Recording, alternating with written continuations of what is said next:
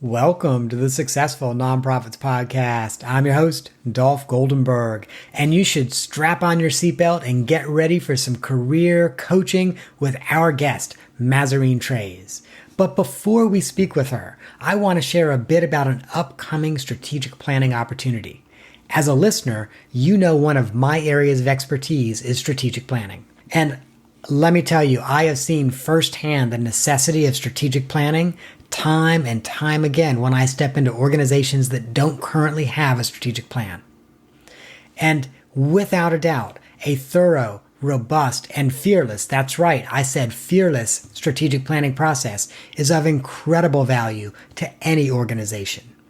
The resulting plan defines the direction and responses of the organization, provides a roadmap to better outcomes, and yes, believe it or not, even makes the journey there a lot more gratifying. Now, I'm also a realist. I know that not every nonprofit can afford a consultant to guide them in this process. That knowledge is what spurred me to develop the Strategic Planning Facilitator Cohort Group. It's a 28-week online program, that's right, delivered via the web, in which qualified board members from 12 different nonprofits can learn and implement the steps to develop a meaningful strategic plan. So over that 28-week period, they will actually facilitate the strategic planning process at their own organization with our help and guidance. Now, this group is not for everybody. It requires a real commitment of time, energy, and human capital to be effective. For those nonprofits who have the right volunteers, this group will be a godsend, both financially and creatively. I'll tell you more about it in the outro because I have to share with you, we've got a great conversation. So today I welcome Mazarine Treyz, author of Get the Job, Your Fundraising Career Empowerment Guide. And by the way, we're obviously going to post a link to this on our show notes, and you're going to see it is a great looking cover on this book, but you're going to like even more what's between the covers than what's just on the front of the cover. Now, Mazarine wears many hats. In addition to writing the career guide and 2 other books, she is founder and CEO of Wild Women Fundraising, CEO of Wild Social Media, and owner of Mazarine Treyz Art. Now, Mazarine is passionate about coaching nonprofit leaders and fundraisers in their roles. But first, before she can coach them, they need to land the job. Mazarine and I are going to discuss some key takeaways from her book, Get the Job. We'll also look at some case studies of people who advanced into nonprofit leadership positions. And of course, I am hoping that Mazarine will share about her own journey through her really interesting and multifaceted career. Mazarine, welcome to the podcast. Thanks for having me, Dolph. I really appreciate it. Well, again, I am so thrilled to have you on. Probably the second most common question I get from people is looking for career advice. So I am so happy to have you on. Let's talk about how someone can stand out from other applicants for that first time nonprofit job. So either they just graduated from college and they're looking for a nonprofit job, or they want to make that transition from the for-profit sector. That's an excellent question, Dolph. And the way that I would counsel most people to stand apart is to think about their story with the cause that they are applying for in terms of that particular mission area. If you can think of a personal story to put in the first paragraph of your cover letter, you are going to be way more successful than somebody who just says, here's the requirements, I can do them. I love it when people give tips, and I know you're on the same page as me as this, or you're on the same page with me on this, I hope. Tell me a story about someone who did that really effectively. Absolutely. Here's a story of somebody who was in my fundraising meetup group here in Portland, Oregon, where I live. And she joined my group, bought my book, Get the Job, Your Fundraising Career Empowerment Guide. And then I sat with her and I said, hey, so there's something you might not have thought about in terms of cover letters. And she looked at it and she said, oh my God, I never thought to do it this way before. I didn't know you could do it this way. And I said, absolutely, you can. And it got me an interview 3,000 miles away when I was in Portland, and I got an interview with NPR in DC. And so the next week she left my meetup group, and I'm like, I'm sorry, did I say something wrong at our meeting? And she was like, no, I just got a job in Colorado and I'm moving, goodbye. And I was like, wow, that's great. This works so well that you got a job within 1 week. So it really worked for her. So now I'm really curious, what story did you tell in that cover letter that got you the job at NPR? You can't tease me like that and not tell me. So what I did was, since I have no public media background at all, is I said, when I was reading my copy of Adbusters this week, I saw a story from Bill Moyers about the freedom of the press and how the future of media is nonprofit. And since NPR is a nonprofit, I immediately thought of NPR and thought about how I want to be part of the future of media. And so after being involved in publishing in a small way in New York City at The Economist, when I first graduated from college, I thought I would love to do more for NPR. So here are my qualifications, basically. And they loved it. That's awesome. And by the way, I love The Economist, and I'll share with you what I love about that periodical. And they're much more conservative than I am, but I love the letters to the editor. They're so snarky. I like obituaries a lot, actually. I find out interesting people that way. I'm about obituaries no matter where they are. New York Times, Atlanta Journal-Constitution. I'm like, wow, this person led such an amazing life. It's inspiring, honestly. There's so many things I could say about that. So I don't know why, but that also makes me think, when we read someone's obituary, sometimes we'll see what they did for a living or, they were in the military. So we get a little bit of a resume, but we also get a real sense of who they are as a human being and a person. Like the person was an avid skydiver. Hopefully they didn't die that way, but, the person was an avid skydiver and, left a spouse and, 3 grown kids and 2 grandkids. How do people bring that with them into the job search process? How are you a whole person? Yeah. Hard because we live under, white supremacy. We have a war on mothers in this society. And also people that, people from the, hegemonic masculinity see as feminized, right? So that means that if you have kids, sometimes you have to hide that you have kids. If you're planning to have kids, sometimes you have to hide that. I don't have kids and I haven't planned to have them, but I've had that question in a job interview, for example. So it's a game of what you reveal and what you conceal in the society at this moment.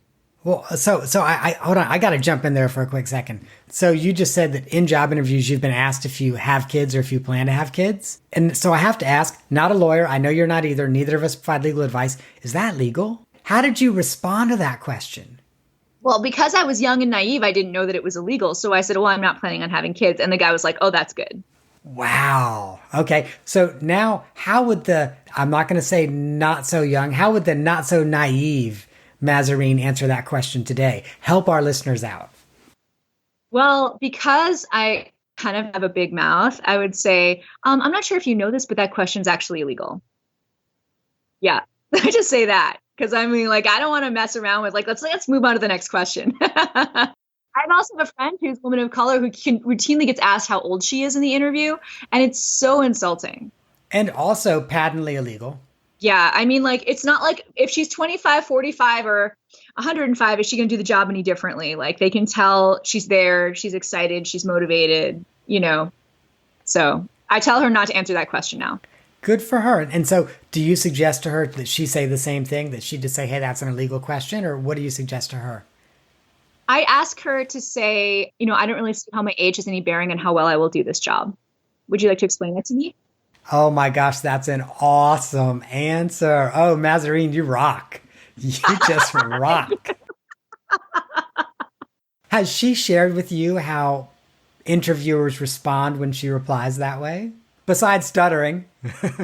That was the first interview they haven't asked her. So next time we'll see. So you'll have to follow up with me and we'll post a little PS in the show notes. Cause I really, really want to know, besides just stuttering, how the interviewer responds to that. That's awesome. I feel like people should own their biases, and if you have a person in front of you who is not from the dominant culture, you might be making certain assumptions about them depending on how they act and what their culture is, and it's better to just try to keep it to the questions that have to do with the job as much as you can. What are some of the other tough interview questions that you coach people on? What salary do you expect? That's a typical one, and I've presented at AFP national on that topic, on salary negotiation. I've also done 4 career conferences online for fundraisers, specifically helping them answer that question. And I have a section in my book about how to answer that. There's multiple ways that you can deflect that question, because ultimately the person who makes a number first is the one who loses in the negotiation. Yes. So I'm not asking you to, drop all the candy in the lobby, but give our listeners a freebie. Give them 1 or 2 ways they can deflect that question. Absolutely, I will. So one of the ways you can deflect that question is, it's really hard for me to know what my salary requirements would be without knowing the full compensation package and ability for this position to grow. So get back to me that information and we'll go from there. Admittedly, and so who knows, you might tear me apart. I don't normally ask that question, but normally the question I will ask is I will say to the person, the range is between X and Y. Is that range workable for you? How do you feel about that question? Okay question, or am I stepping over a boundary there? You know what? I think it's good for you to name the range. And so then they can say to you, what would I have to do in the next 6 months to justify you giving me a raise? Like, what would I have to hit? I've also had people say to me, well, I need to make 20,000 more than the top of the range. And hey, I'm really sorry. You're really fantastic, but we don't have an extra 20 grand at the top of the range. Yeah. And you might say for fundraisers specifically, we would love to see you prove yourself in this role. And if you hit this number, then we will be able to give you that in a year. And in fundraising, at least, that's the ability that they will raise that. It's almost a certainty if you have the right person in front of you. Right. So yeah, and I agree with you in fundraising, but I think in a lot of other positions, it's really difficult to say, okay, well, we've got this range, but we'll find a way to go over that range. Yeah. And I mean, ultimately, I feel like salary transparency is important for us who seek equity in our organizations. And that's really the underlying thread for all the things that I do is equity. Nice. In terms of equity, what tips do you give people around resumes? So I just tell people not to put their date that they graduated from college on their resume, because people will try to discriminate against you based on age. I will tell them not to put that they have kids on their resume in case people try to discriminate against you as a mom or a dad or a parent. I tell people to try to, if they can, strip off things that would be indicating that they're a member of a group or another group. I mean, ultimately, we know that the whitened resume study showed that if you have a name like John White versus Minefer Mirkanam or whatever like that, you're going to get way more interviews just from your name. So it's really hard in nonprofits to overcome, in organizations in general, to overcome implicit bias. And so it's really important, I think, to try to strip out all identifying factors out of a resume and just look at people's qualifications, almost like doing a blind audition for the resume. Blind auditions in orchestras in the 50s, that's how they opened up orchestras to women. They just had people audition behind a screen. Really? Very cool. I did not know that. If you just do blind auditions for resumes, I think that would be a really good place to start. But yeah, once you get in the room, of course, you can see who you're talking to, and then your biases are always there. So for those people who maybe are in positions to be doing hiring, how does an organization or a person go about doing, the blind screening on resumes? I would try to get a firm to strip out people's names for you, so you're just looking at their qualifications. I'd also have people, try to do a phone interview, again, where you're just not looking at their face. And then just really pick the top 3 candidates from that, and then hopefully have an in-person interview with them.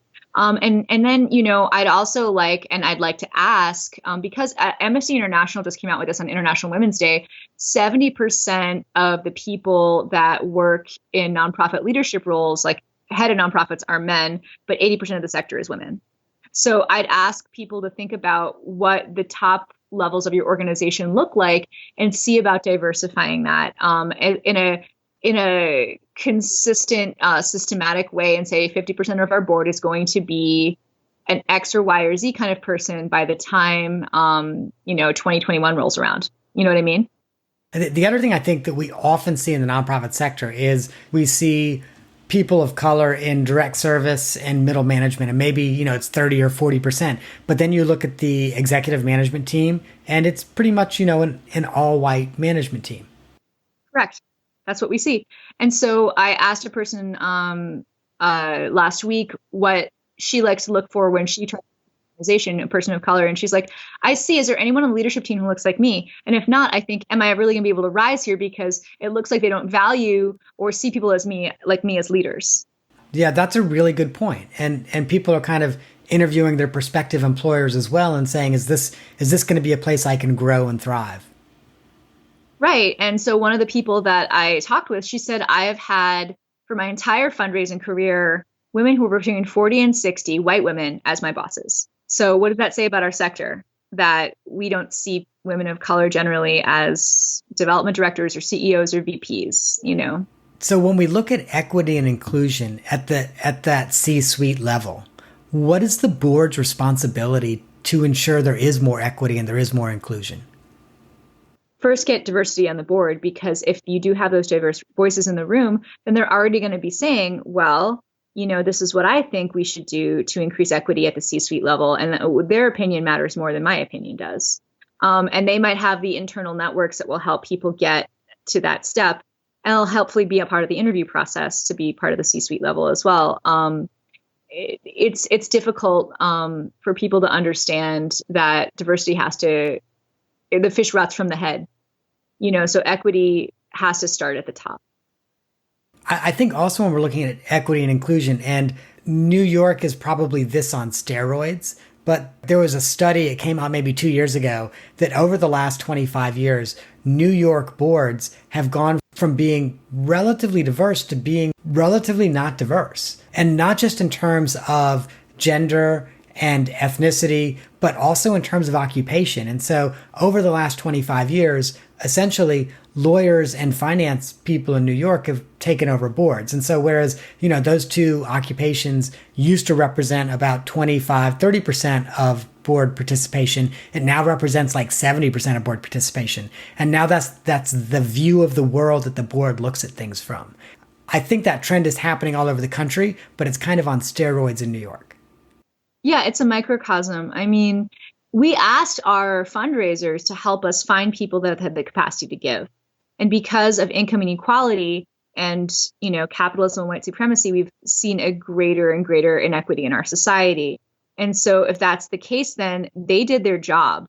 They found the people that are still making money and they put them on our boards. And they're like, these are people that have the capacity to give. I'm going to lose my job if I don't find these people, right? So like, our executive directors did this too. But what Norway did is they required 50% of people on corporate boards to be women, right? And so they're a much less ethnically diverse country, but they said, otherwise, we're going to revoke your corporate charter.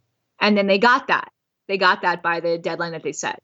So I would suggest that people have those requirements and nonprofits just make a policy that like, this is what we're going to do. I will say that's kind of cool that Norway's doing that. A few episodes ago, we had someone come on and talk about B Corps. So essentially, Norway kind of required at some level that all of their companies become somewhat like B Corps to really, you know, embrace diversity and what's right for the community. I love that. Yeah, I really don't believe, and who else didn't believe this was Lee Iacocca from like, you know, GM or whatever. He was like, shareholder value is bullshit. That's not why you're in business. You're in business to improve the community. But a lot of businesses have lost sight of that. Well, and it's interesting because especially in the conversation we had around B Corps, I kind of feel like a lot of nonprofits have as well. You know, that I think a lot of nonprofits, even if they continue to have their nonprofit structure, would benefit from looking at the policies that B Corps have to have. You know, so focus on communities, focus on the people who work for you and the people you serve. And I will say, I think most nonprofits do a great job of focusing on the people they serve, but maybe they're not focusing on their staff and the communities around them, as well as the global community and the environment.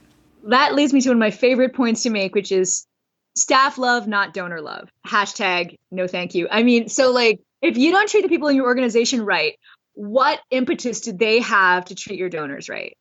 And how can we say we're making a better world when inside our organizations, we are not treating our employees like full human beings? We're not giving them time off. We're not giving them a living wage.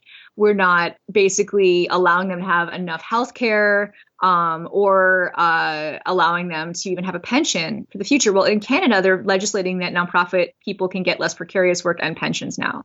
They are doing this with the Ontario Nonprofit Network. But I have a friend who worked full time at a domestic violence nonprofit here. And because their board was full of other domestic violence EDs, they said everybody here, this organization can only make $10 an hour or at the most 15. And so now in next year in Portland, $15 an hour is going to be minimum wage. So, and then her health care was Zoom care. And she needed a neurologist appointment. I don't know what Zoom care is, and listeners outside of Oregon might not. So what's Zoom care? It's just urgent care. It's like just walk in and pay $300 and get like a doctor to see you. Yeah, so really crappy healthcare. Okay, got it. She had to pay neurology out of her own pocket and she couldn't afford it because she was making 10 nonprofit work. And like we see this over and over again in nonprofits, people sacrificing their workers for the greater good. When honestly, you are a total hypocrite if you think you're working for the greater good and the people inside your organization are suffering. So I will share with you where I think this starts in the nonprofit sector. I think it starts with interns.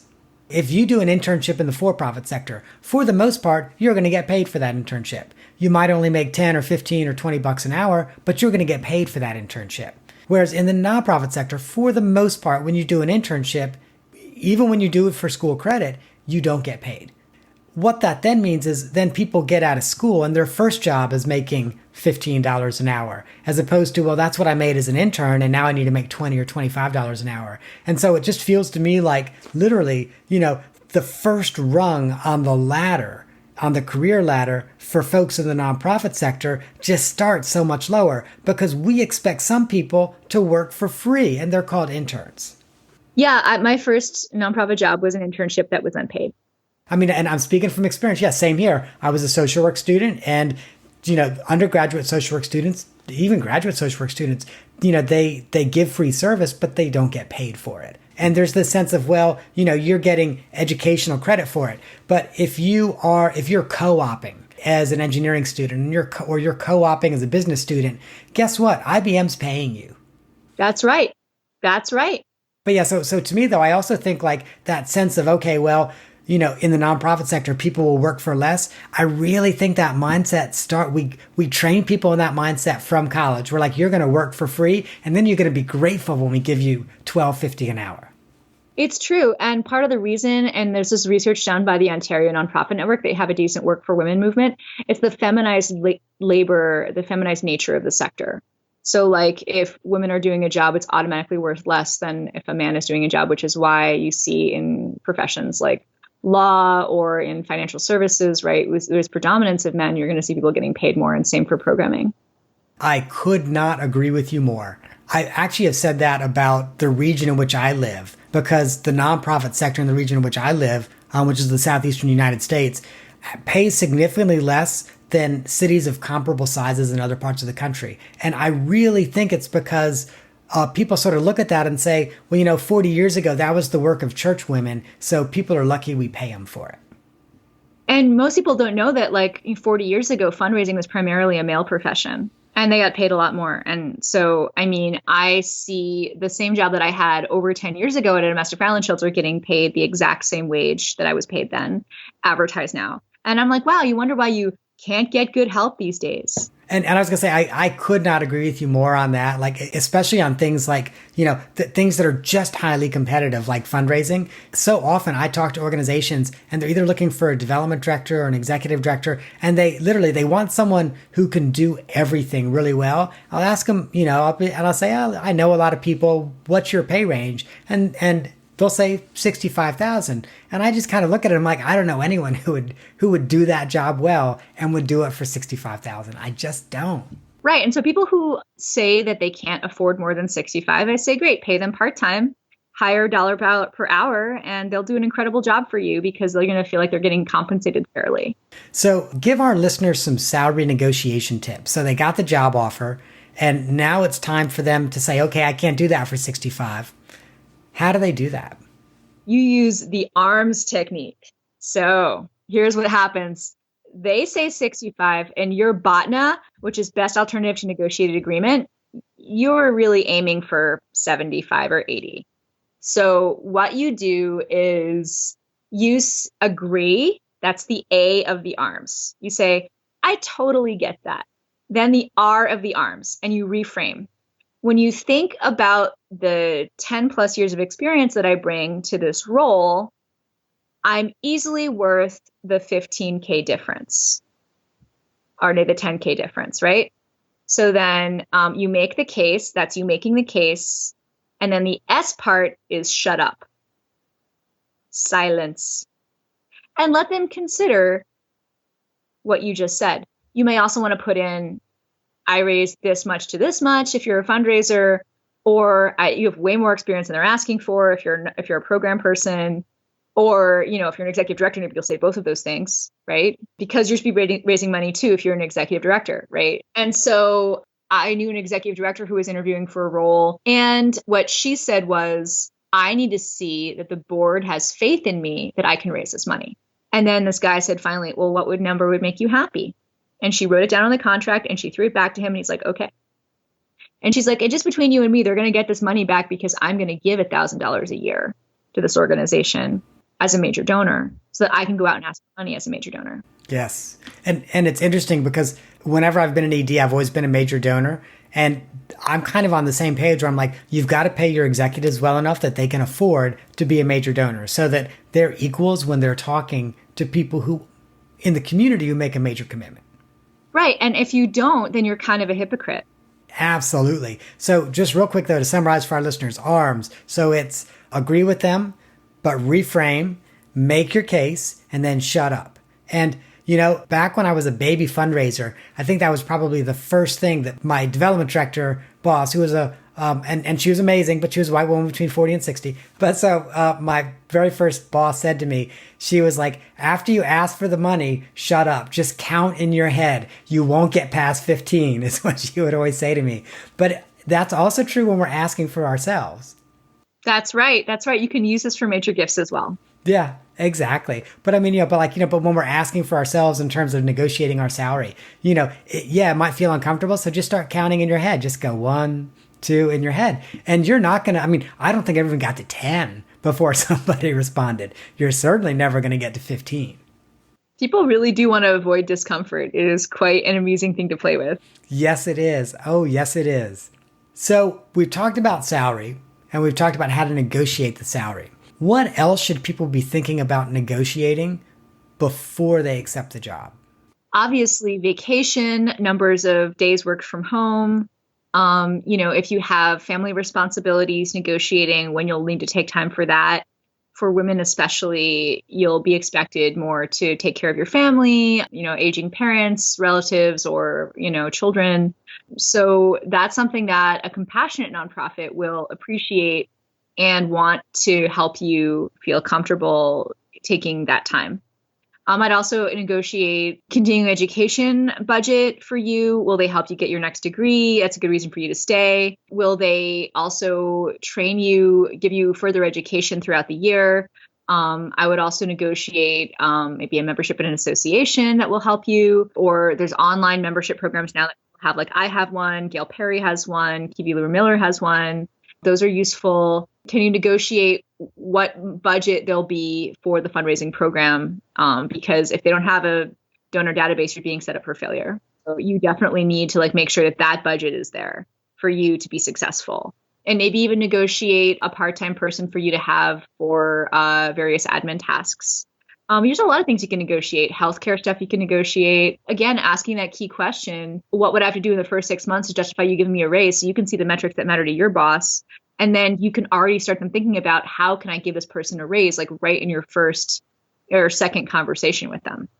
The couple things that I've learned about from a negotiation, the first I learned from one of my mentors. I was engaged in a negotiation. I asked her for some advice, and it's some of the best advice I ever got around essentially negotiating your next job. And she said to me, Dolph, at this point, they have said that they want you. They have more to lose by you saying no than you have to lose by you saying no, because you have a job, you like the job you have. So you need to ask for everything you want, because you will never have more leverage than you do right now. And if you don't get it now, don't be upset that you don't get it later. Yeah, this is when you ask for everything. But I think especially in the nonprofit sector, where again, we're trained from, being free interns going forward, I'm going to come in and prove my worth, and then they're going to do this or that for me. Negotiate that up front. Not, okay, well, I'm going to come back a year later and ask for something else. Because at that point, you don't have as much leverage. Well, it's quite so. And there was an article in Mother Jones in 2011 called "The Speed Up, More Work for No Pay." And there was a quote in there from an adjunct professor at a college named Heather, who said, never assume that what you're going to get paid is going to change at all. You'll either be paid fairly on your terms, not theirs, from day one, or you never will be. And I actually wrote a blog post about this, but one of the things that I say that's a little bit different but similar: negotiate for as much as you can possibly get before you accept the job, But once you've accepted it, act like you're paid $1 million a year. I got what I wanted. I'm happy. And now, because the other thing that happens to us as humans, we negotiate for what we want, but 6 months later, we've got it. It does not feel like as much, but to kind of be like, okay, this is exactly what I wanted. I got what I wanted and I'm happy.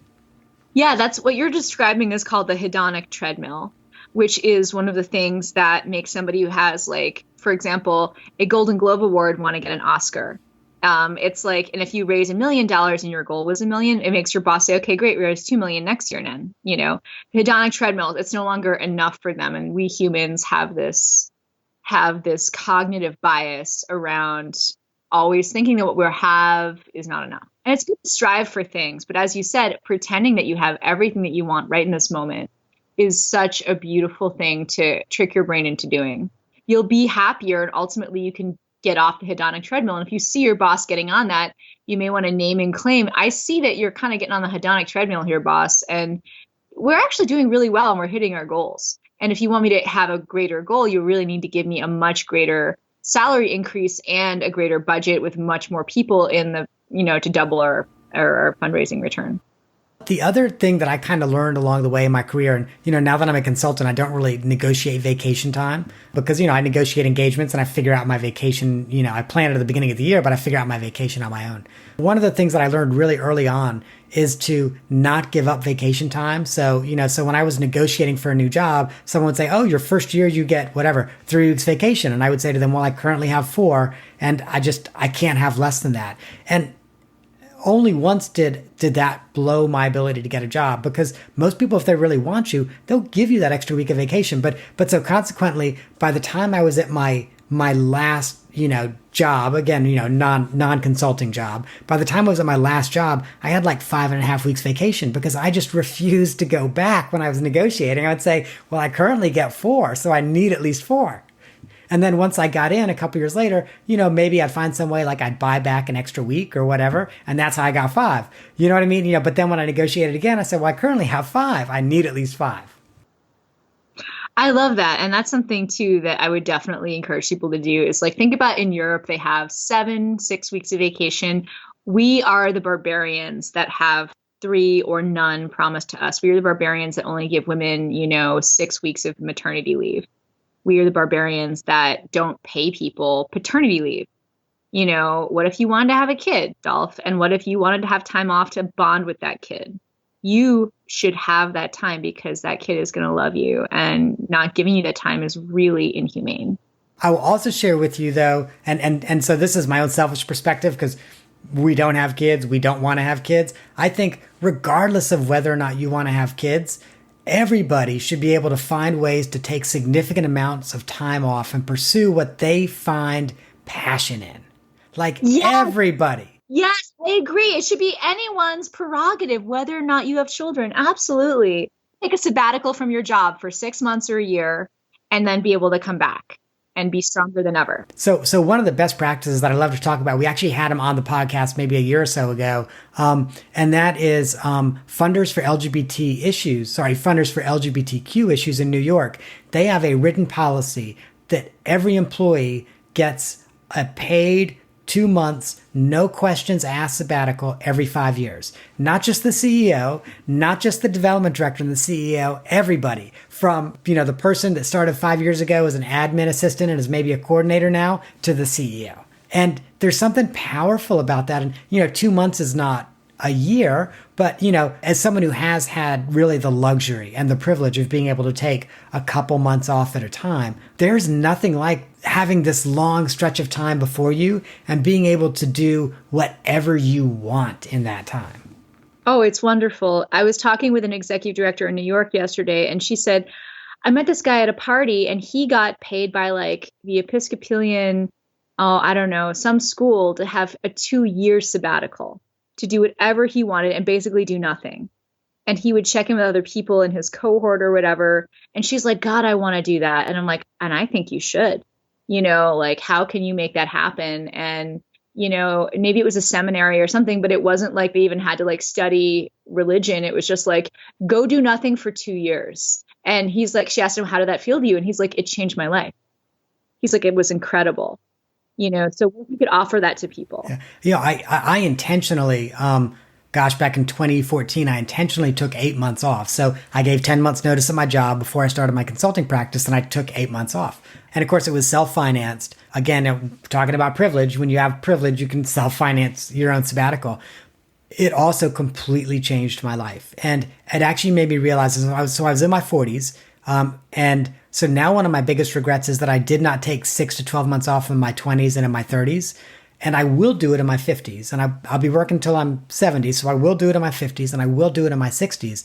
Because what I realized is that what I wanted to do in my 40s is very different from what I would have done in my 30s and very different from what I would have done what I will be doing in my 50s. From my perspective, it means I'm going to end up working, into my 70s. But I'm going to get a 6 to 12 months of retirement in my 40s, in my 50s, and my 60s. And it will be a very different, unique experience that I'm going to treasure.